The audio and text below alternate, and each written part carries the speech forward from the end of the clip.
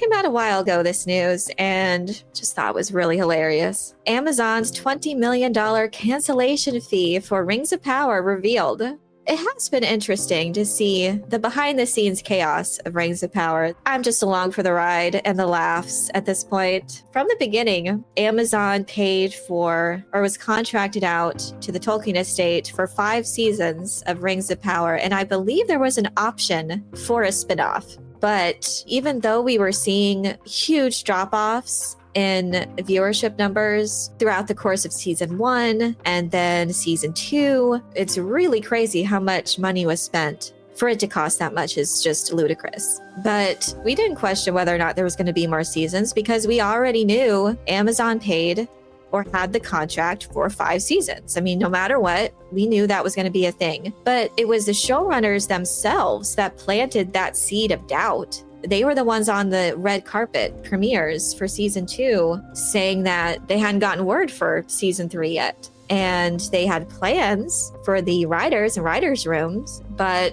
that's why all that speculation came up. Like, is it just better for Amazon financially to bite the bullet then? Are they actually going to kill it? Because viewership drop-offs were that bad. This is an article from Screen Rant covering this information that's just been revealed. And it starts by saying, a new report sheds light on how much Amazon would have to pay the Tolkien estate if it canceled The Rings of Power. The 3rd installment of the Lord of the Rings spinoff was confirmed in February 2025, which was quite a bit after season 2's premiere. They didn't officially confirm it until months after. So that also added fuel to the fire speculation of it being canceled. But they did eventually confirm it in February 2025. And apparently it will depict Sauron's quest to create the One Ring. But this is all a mishmash anyway. The timeline of events doesn't matter. Canon doesn't matter. It's all over the place. Now we have this report that it would be a huge financial loss if they did cancel it. So we'll see what happens in the future. But filming did begin for season 3 in May, though a release date for season 3 hasn't been announced yet.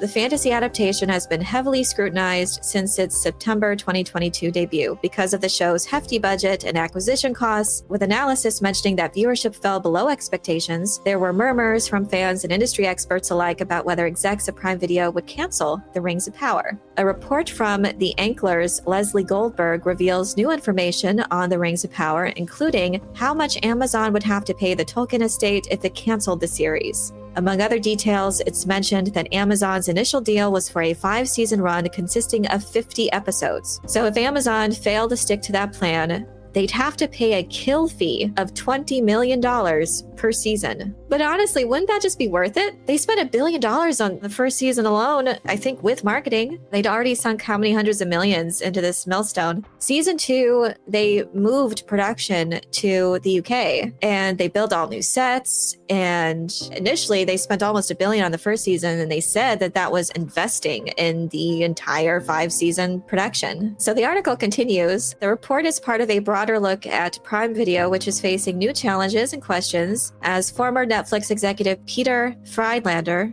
has been tapped as the head of global television at the Amazon-owned streamer. One of the biggest questions is how to approach Rings of Power, which hasn't achieved the level of success expected from an adaptation of J.R.R. Tolkien's seminal work. Yeah, you think? It's mentioned, for instance, that Rings of Power Season 1 was completed by only 37% of Prime Video viewers in the US. Internationally, it fared better and came in at 45%. Well, not much better. However, it's noted that executives were hoping for a completion rate of at least 50%. Overall, viewership was down for the second season, but more subscribers stuck around for the Rings of Power Season 2 ending. Well, it was down from that initial drop-off from Season 1, but over the course of Season 2, from the premiere to the ending, I guess it wasn't as severe as a drop-off, but you already had this huge drop-off to begin with. These numbers are likely not what Prime Video hoped for when it purchased the rights to the beloved franchise for $250 million. The first installment cost $465 million, not including marketing costs. So yeah, that was for Season 1, in addition to the rights. $1 billion, roughly. Obviously, they didn't want to bite the bullet for Season 3, but I wonder if that's going to be it. After Season 3, will they feel that maybe we can try to recoup some of our losses for Season 3, and maybe we'll just go all out for the creation of the One Ring, wars, battle, try to make it look adventurous and exciting, and maybe try to get those viewership numbers up, and then cancel it, and then bite the bullet for $40 million. That would have been for the last 2 seasons. I don't know. It could be possible. Maybe $60 million was just too much. But I feel like it's worth it at this point. If you're spending $500 million for each season, $20 million seems like a paltry sum that would save you money in the end. Warner Brothers is up for sale. Amazon could buy it and get the remaining rights. I've heard Amazon and Apple put up some offers for Warner Brothers. I really don't think Amazon would be a good choice. Amazon just bought MGM and they've hardly tapped into that.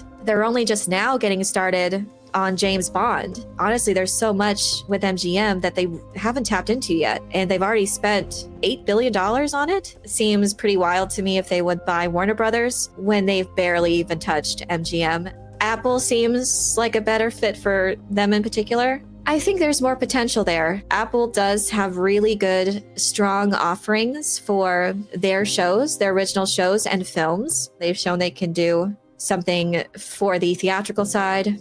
If there's any crossover from HBO Max, I think it would fit better with Apple and their offerings. Apple's very strong in sci-fi. I think they would be in a much better position to take advantage of that purchase than Amazon. Amazon just already has so much. We'll see what the future holds for Amazon when it comes to Rings of Power. I definitely think it's holding them back in terms of content because they've already had to sacrifice Wheel of Time and other shows that have just cost way too much. And they have other shows that are doing much better. Season 2 of Fallout's being highly anticipated. That was pretty expensive, but it did justify the cost because of viewership, healthy viewership. And other shows that are popular that don't cost much at all are doing very well on Amazon. So I really do think it's holding them back for tapping into their other IPs, especially when it comes to MGM. This is just way too much, and I just don't think it's worth it. I think it's proven over the course of seasons 1 and 2 that the cost versus the viewership, it's not worth it at all.